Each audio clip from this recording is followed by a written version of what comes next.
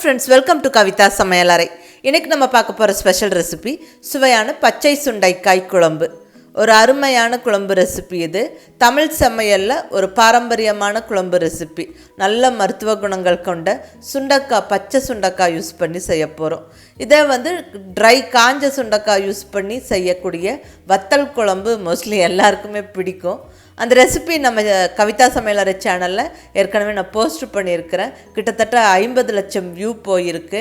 நிறையா பேர் அது பார்த்து செஞ்சு பார்த்துட்டு ரொம்ப நல்லா இருக்கிறதா எனக்கு ஃபீட்பேக் கொடுத்துருக்குறீங்க. ரொம்ப நன்றி.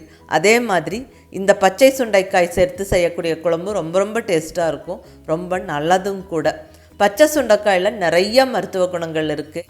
முக்கியமாக வயிற்று சம்பந்தமான பிரச்சனைகளுக்கு இந்த சுண்டைக்காய் ரொம்ப நல்ல ஒரு மருந்தாக இருக்கும். நல்ல ஒரு ரெகுலர் இன்டர்வலில் சாப்பிட்றது ரொம்ப ரொம்ப நல்லது.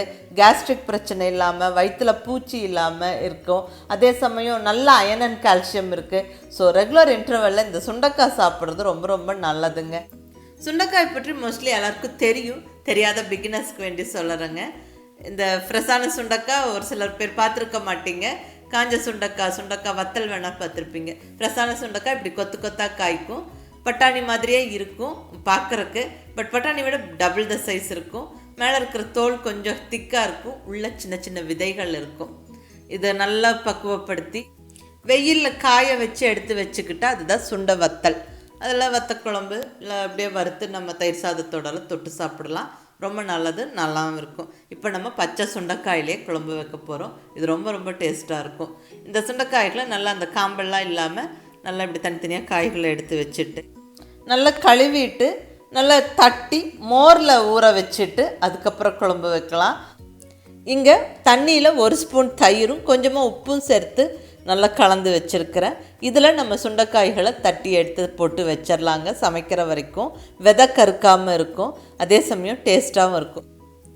இப்போ நம்ம சுண்டைக்காய்களை தட்டி எடுத்து மோரில் போட்டுடலாங்க. தட்டுறது எதுக்குன்னா, இந்த மேலே தோல் சுண்டைக்காயோட தோல் கொஞ்சம் கெட்டியாக இருக்கும். அதை அறுக்கிறத விட இப்படி தட்டுறது ஈஸியாக இருக்குங்க.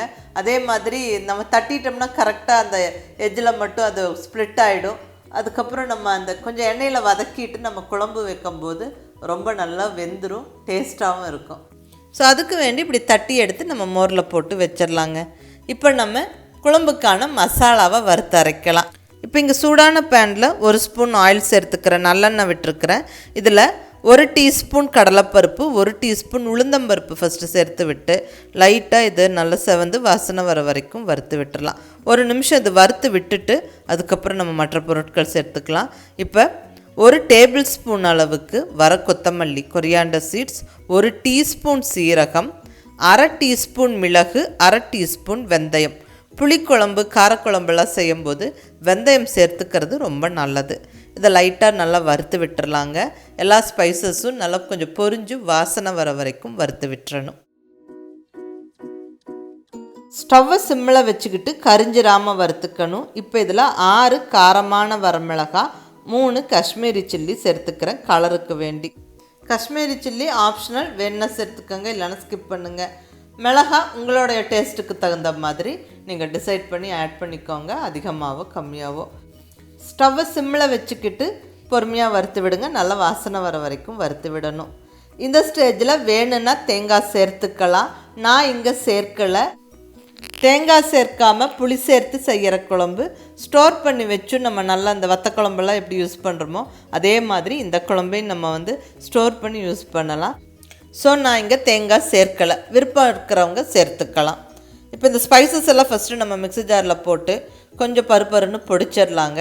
அதுக்கப்புறம் நம்ம வெட் இன்க்ரீடியன்ஸையும் வதக்கி சேர்த்து அரைக்கலாம். இங்கே அதே கடாயில் 1 ஸ்பூன் எண்ணெய் விட்டு இங்கே சின்ன வெங்காயம் சேர்த்துக்கிறேன். ஒரு 20 to 25 சின்ன வெங்காயம், கூடவே ஒரு 7 பல் பூண்டு சேர்த்து நல்லா வதக்கிடலாம். இந்த வெங்காயம் பூண்டு நல்லா கலர் மாதிரி வர வரைக்கும் வதங்கணும்.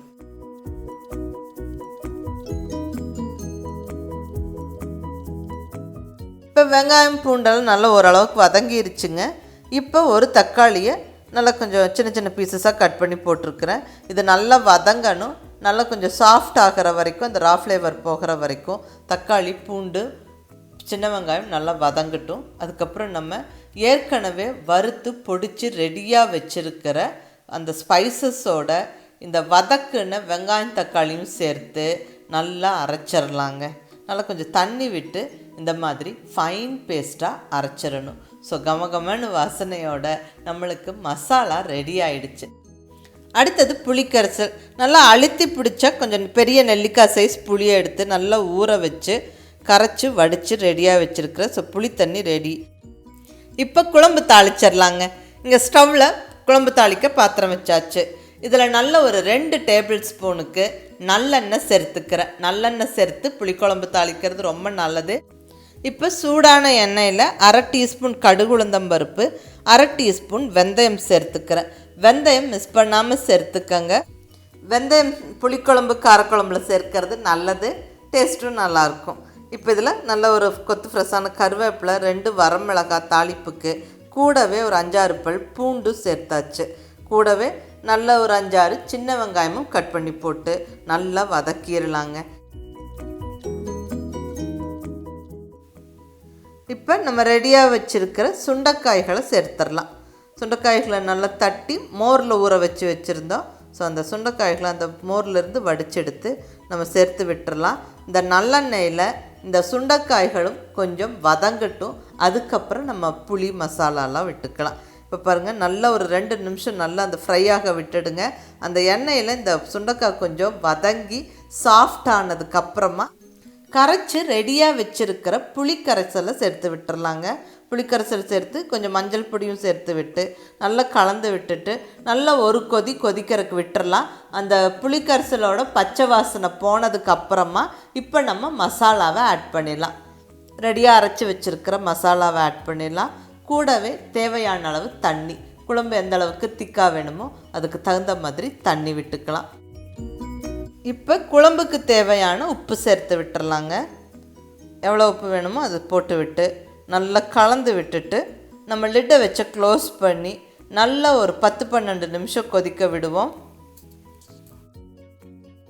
இப்போ குழம்பு ரெடி ஆயிடுச்சு. இப்போ ஓப்பன் பண்ணி பார்க்கலாம். வாவ், நல்லா எண்ணெய் எல்லாம் பிரிஞ்சு குழம்பு நல்லா திக்காக்கி அந்த சேர்த்துருக்கிற சுண்டைக்காயெல்லாம் நல்லா வெந்து நல்லா கமகமன்னு வாசனையாக இருக்குங்க. இந்த ஸ்டேஜில் வேணும்னா கொஞ்சமாக வெல்லம் ஜாகரி சேர்த்துக்கலாம்.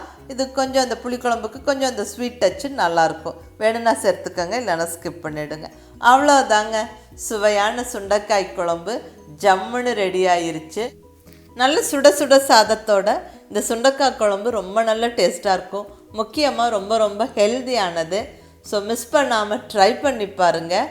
இந்த அருமையான குழம்பு ரெசிப்பியை ட்ரை பண்ணி பார்த்துட்டு எப்படி இருந்துச்சுன்னு உங்கள் ஃபீட்பேக் சொல்லுங்கள். பிடிச்சிருந்தால் லைக் பண்ணி, ஷேர் பண்ணி, கமெண்ட் பண்ணுங்கள். கவிதா சமையலறை சப்ஸ்கிரைப் பண்ணி என்னுடைய மற்ற ரெசிபிஸும் வீடியோஸும் பாருங்கள். தேங்க்யூ.